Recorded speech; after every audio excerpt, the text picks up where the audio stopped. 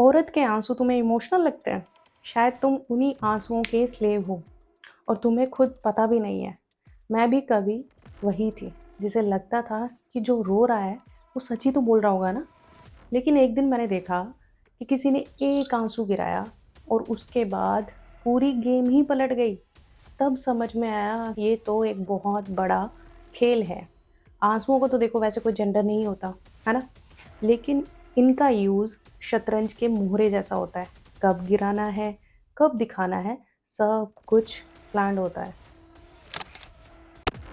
तुमने कभी नोटिस किया है, जब कोई औरत रोती है, रूम का टेम्परेचर चेंज हो जाता है।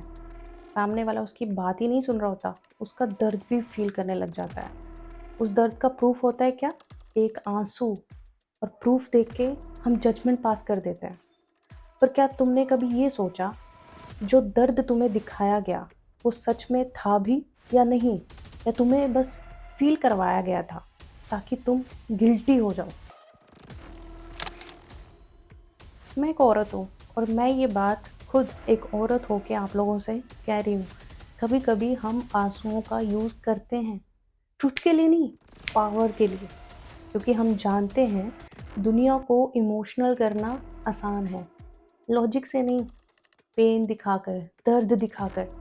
एक आँसू, बस एक आँसू और सामने वाला गिल्टी, एक साइलेंस और पूरी कहानी उसके दिमाग में बन चुकी होती है और हमने कुछ बोला भी नहीं होता।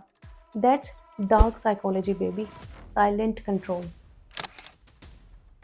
तुम्हें कभी ऐसा फील हुआ है, तुम गलत नहीं थे, पर फिर भी सॉरी बोल के आ गए, क्योंकि सामने वाले की आंखों में पानी था, आंसू थे, और तुम इमोशनल ब्लैकमेल पे हार गए?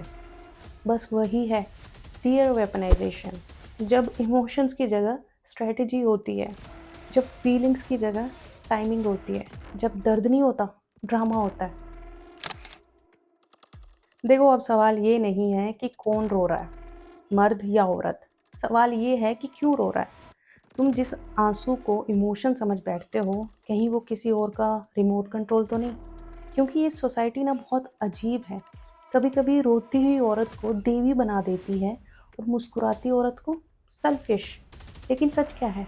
वो तो कभी किसी के आँसुओं से नहीं पता चलता ना।